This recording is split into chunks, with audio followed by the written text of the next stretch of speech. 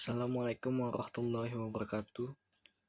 Nama saya Muhammad Rizky, NPM saya 2070065160337, Prodi saya Sistem Informasi, Fakultas saya Teknologi Komunikasi dan Informatika, kelas saya Rubang 03, dosen penghapus saya Denny Hidayatullah, SE, MMSI. Kali ini saya akan mempresentasikan ujian akhir semester pengantar Teknologi Sistem Informasi. 1.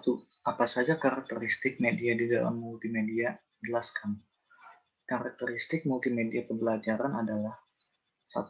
Memiliki lebih dari satu media yang konvergen, misalnya menggabungkan unsur audio dan visual. 2. Bersifat interaktif, dalam pengertian memiliki kemampuan untuk mengakomodasi respon pengguna. 3. Bersifat mandiri, dalam pengertian memberi kemudahan dan kelengkapan isi sedemikian rupa sehingga pengguna bisa menggunakan tanpa bimbingan orang lain. 2. Jelaskan apa yang dimaksud dengan firewall dan fungsinya.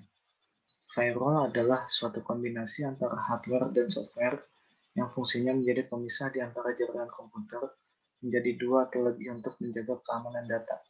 Fungsi firewall dalam jaringan adalah 1. Menjadi pengatur, menyaring, dan pengontrol trafik data yang dapat masuk untuk mengakses jaringan privat yang telah dilindungi firewall. 2. Mencatat semua transaksi dari seluruh peristiwa yang terjadi dalam firewall. 3. Mengecek dan memeriksa terlebih dahulu paket data yang akan melalui jaringan privat. 4. Melaksanakan autentifikasi ke akses data. 3. Jelaskan aspek-aspek keamanan komputer. Secara umum, keamanan komputer atau computer security melingkupi 4 aspek: privasi, integrity, authentication, and availability. 1. Privasi atau confidentiality.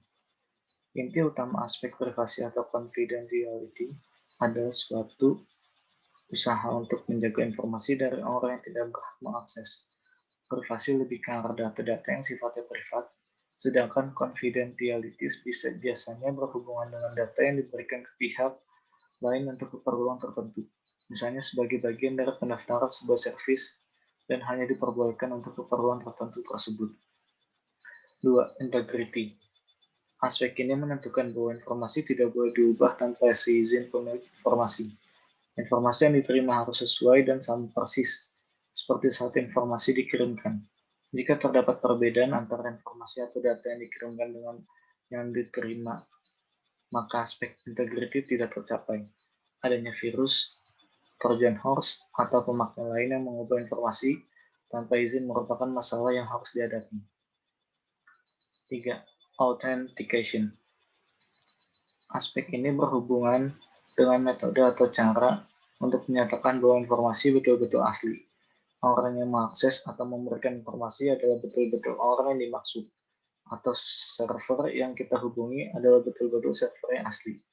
Biasanya, metode yang sangat kita kenal untuk terkoneksi dengan server dan mendapatkan layanan adalah dengan metode password, di mana terdapat suatu karakter yang diberikan oleh pengguna ke server dan server mengenalnya sesuai dengan polisi yang ada. Saat ini dengan perkembangan TI, terdapat beberapa metode authentication yang lebih canggih dan aman seperti menggunakan retina mata, pengenalan suara, dan telapak tangan pengguna. 4. Availability.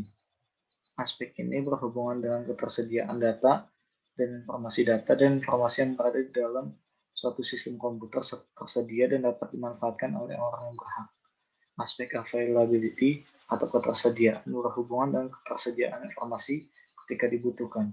Coba bayangkan jika kita sebagai user yang absah ingin mengakses mail atau layanan lainnya, namun pada saat kita membutuhkannya, layanan tersebut tidak dapat memenuhinya karena beberapa alasan, misalnya server yang down atau oleh serangan DOS, terkena hack, atau terjadi web device. 4. Menurut Anda, benarkah teknologi informasi menggantikan peranan manusia sehingga akan mengurangi kebutuhan pekerja manusia? Jelaskan argumen Anda. Menurut saya, teknologi menggantikan peranan manusia tidak sepenuhnya benar. Memang sudah banyak teknologi canggih yang bisa membantu pekerjaan manusia, tapi tidak sepenuhnya, karena manusia harus lebih kreatif, aktif, dan inovatif dalam bekerja. Jika manusia tidak melakukan hal tersebut, maka bisa jadi manusia bisa tergantikan oleh teknologi. 5. Prinsip dasar apakah yang dijadikan acuan teknologi pembelajaran dan apakah tujuan utama teknologi pendidikan. 3 prinsip dasar dalam teknologi pembelajaran yaitu 1. Menerapkan pendekatan sistem. 2. Berorientasi pada peserta didik. 3. Menggunakan sumber belajar seluas mungkin. Tujuan utama teknologi pendidikan. 1. Untuk memecahkan masalah belajar. Selama ini, belajar adalah sebuah masalah bagi guru dan murid. Banyak murid yang tidak bisa konsentrasi dalam belajar, sehingga ilmu yang disampaikan oleh guru tidak dapat dicerna oleh murid. Belum lagi, ditambah dengan kondisi ruangan yang tidak rapi penataannya.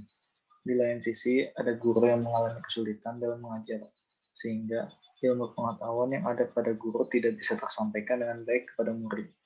Dari masalah di atas, maka diharapkan dengan adanya teknologi pendidikan bisa menjawab masalah tersebut. Untuk meningkatkan kinerja pembelajaran, guru mengajar dengan menggunakan kapur memang masih bisa memberikan pemahaman kepada murid. Tapi jika dibandingkan guru menerangkan dengan LCD proyektor, mana yang lebih efektif? Tentu dengan teknologi LCD proyektor. Sebab akan banyak pesan multimedia dan visual yang memberikan ilmu pengetahuan dan mudah dicerna oleh murid.